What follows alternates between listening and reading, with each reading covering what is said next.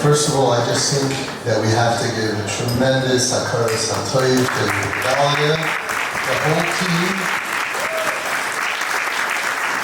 Unbelievable.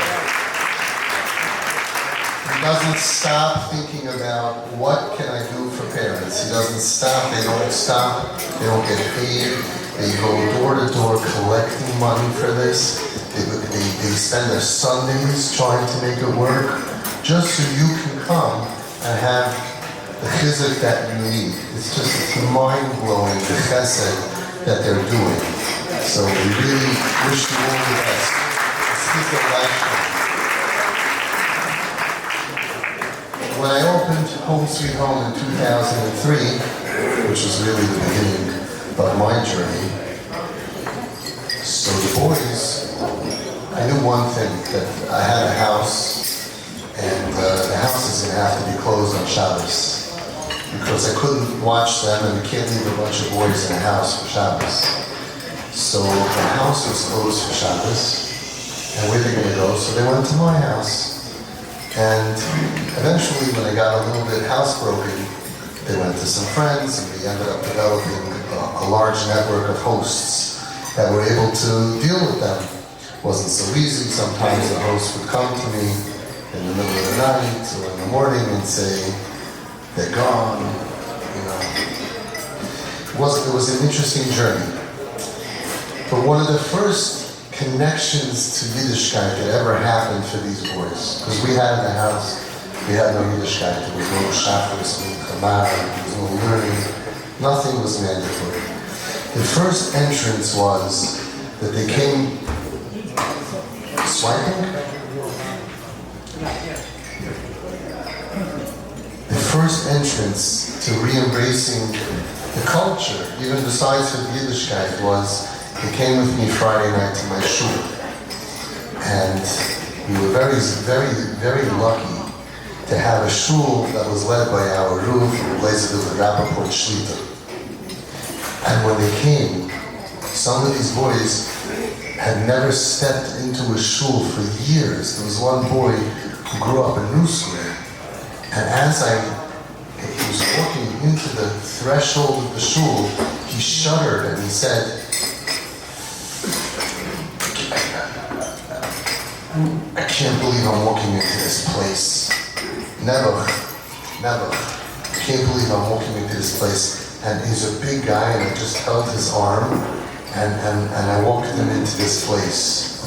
A place that reminded a lot of these kids of rejection, of pain, of trauma, for all different reasons. Many of them were molested in shuls. Many of them, when they weren't behaving, were told in such not nice ways to behave. They had a lot of bad memories.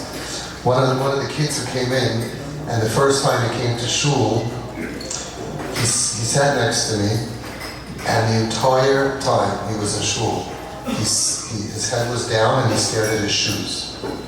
He stared at his shoes the entire davening, beginning to end. Wouldn't look at anybody, wouldn't pick his head up, right? Wouldn't say anything to anybody. And the shul was a place that we had a lot of volunteers from Home Sweet Home that were in the shul. But every company really gets the feeling from the CEO. There are companies that are kind and that care about humans, and there are companies that are cold. And our shul, we got the vibe from our roof. And everybody was makar of these kids. And every few months, there would be another kid that walked in that didn't look Shabbosdik, that didn't talk Shabbosdik, that didn't smell Shabbosdik. I don't know if the Ruv remembers, he developed a way during his speech, because we sat in the front, they would put 2 tissue boxes and put their chin on top for the whole speech.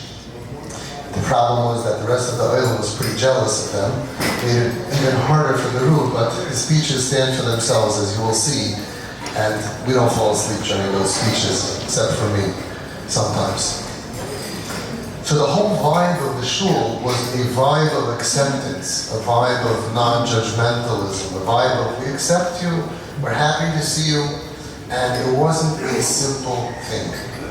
And it really is to the credit of our roof that we were able to have that journey for so many years, and so many of those boys, yes, the boy who shuddered when he said, I can't believe I'm walking into this place, and the other boy who was sitting and looking at his shoes for the entire davening, both of them, along with almost all the rest of them, are Shevet Torah mitzvahs, married with children raising from families. Also, the group never signed up for this, but every time something happened in Home Sweet Home, they said, could you speak? Could you come? We had a siyum in my house for Yochanan, for other people. I never heard the word no. There was no. It was the same as everyone else. I support you. I'm here for you.